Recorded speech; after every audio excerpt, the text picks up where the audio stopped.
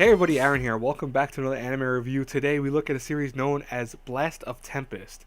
Now, if you're new to my channel, you don't know this about me, but if you are a long-time subscriber or just, know me from any of my anime talks, one thing I always mention is I love to read. I'm a huge bookworm. I can read anywhere from 7 to 10 books a month, and it's just because I just love reading. I always think, fantasy settings or anything science fiction or anything, any genre I'm interested in. It's just the whole different characters, the whole different worlds, etc. I really get lost in that stuff. Instead of being in the cafeteria or the lunchroom when I was in like junior high or high school, I used to just be in the library, and like the librarians knew me by name. They actually knew like what book types I liked, etc. I mean, there were times where I scared. I think a few of them where I remember there was this one lady who recommended me a new book that came out at the time, and I ended up reading it so fast. I think I read it in 2.5 hours around that, maybe a little less or maybe a little more. But I gave it back to her, and she goes, "Did you not like it?" I went, "No, I finished it. I thought it was amazing." And she even challenged me because she's like, "Oh no, there's no way in hell you finished that in 2.5 hours or something like that." And I'm like, "No," and I was able to tell her what happened in the story and stuff like that. She was surprised. But you're here for the anime review, not really here for that story. So the concept of Blast of Tempest, though, is that it goes off a series of books that were done by William Shakespeare in many ways. So I'm not saying that they're the sole factor of this thing. Like don't mix up the concept that just because they're in there that means the whole show revolves around that. No, more so the concepts and ideals that the show has incorporated into it are very reminiscent to both Hamlet and Tempest done by William Shakespeare. And this whole show is genres are fantasy, mystery, drama, romance, and action. And in many ways those were the kind of things that those two books actually incorporated pretty well into them. So here's the story for this. The concept is that we have Mahiro and we have Yoshino. Now these two young boys are in high school and really for the most part are just typical friends. They're kind of, a little different. I'll say that Yoshino is a very calm and collected person, which kind of scares people around him because he's so calm and collected, like it's almost terrifying in a way. And then Mahiro's the tough nail dude. He's like, oh, I'm like this and that. He's really fast to do action and all that, etc. Very generic in concept. Like that's probably one of my only complaints about these two characters is they're very generic in that sense. But it's okay because here's the concept that I do love about this. So they end up getting enrolled in a concept of magic. And what I mean by that is that one day when, Mahiro's sister, quote unquote, I'm not going to go into details about that per se because it's kind of spoiler territory, but, his sister, once again air quotes, ends up getting killed. Now, what happens then is that he decides, I'm going to seek revenge. I want to find out who killed her. I want to know who did this. And he ends up going after a group of people that he ends up running into, which they are able to use magic.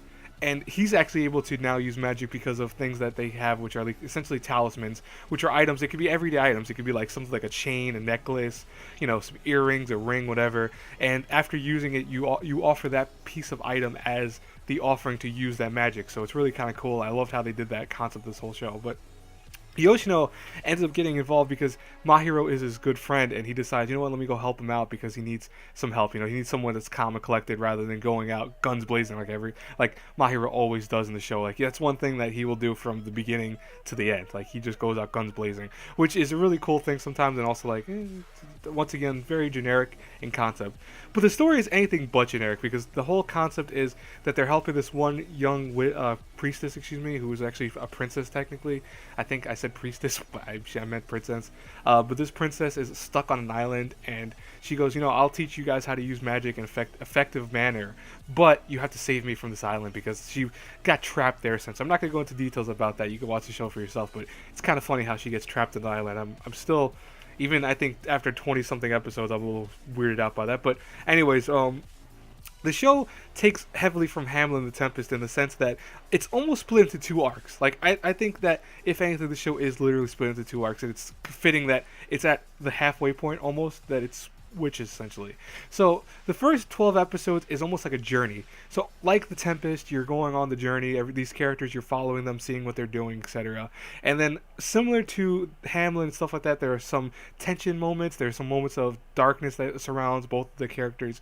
We learn a lot that these characters have a lot of truths hidden behind them. And the thing is that that's one thing I kind of liked about their characters, that as generic as they are, there are things embedded in them that make them slightly different to most other characters in other anime. So that was kind of cool. But what was very interesting was just the kind of whole arc of this whole story. Like, I mean, once it got into the nitty gritty, it hit these moments where it was a little weaker toward the second half, which is like episodes 13 to 15, I think were probably the weaker episodes.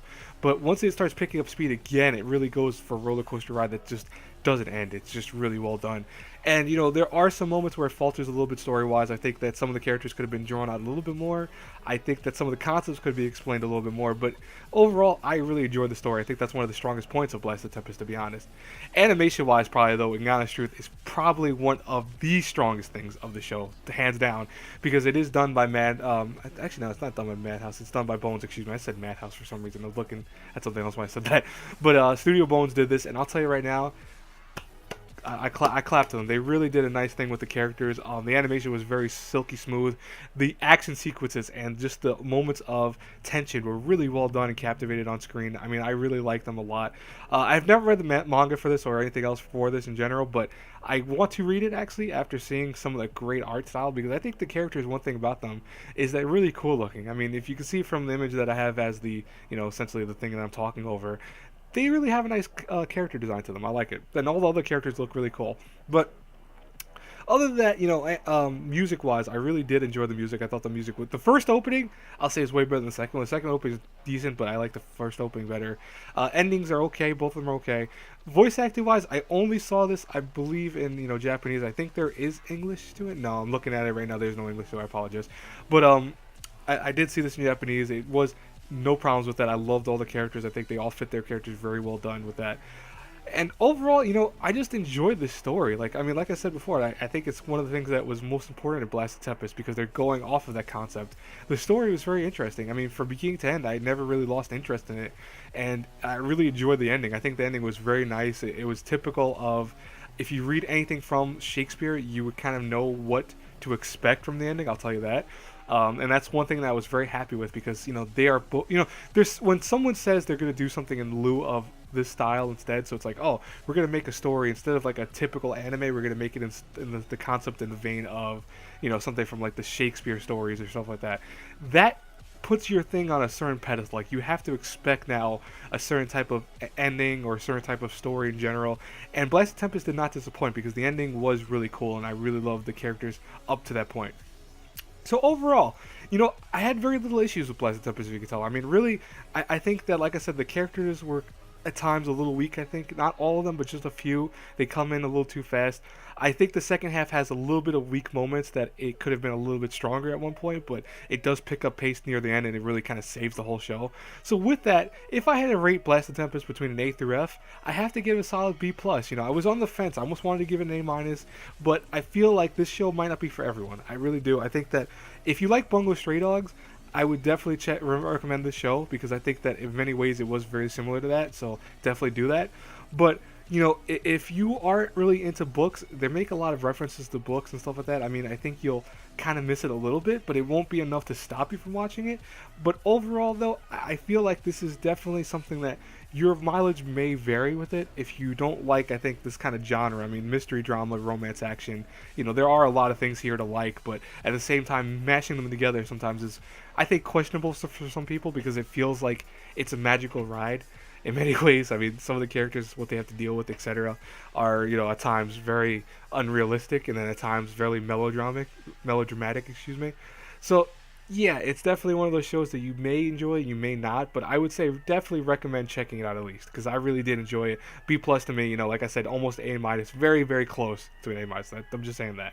Anyways, guys and girls, I hope you enjoyed this review. As always, if you did, please hit the like button, subscribe to the channel, share the video, you know the whole nine. I will talk to you all later. Until our paths cross again in the next review, have a good one, everyone. Bye-bye.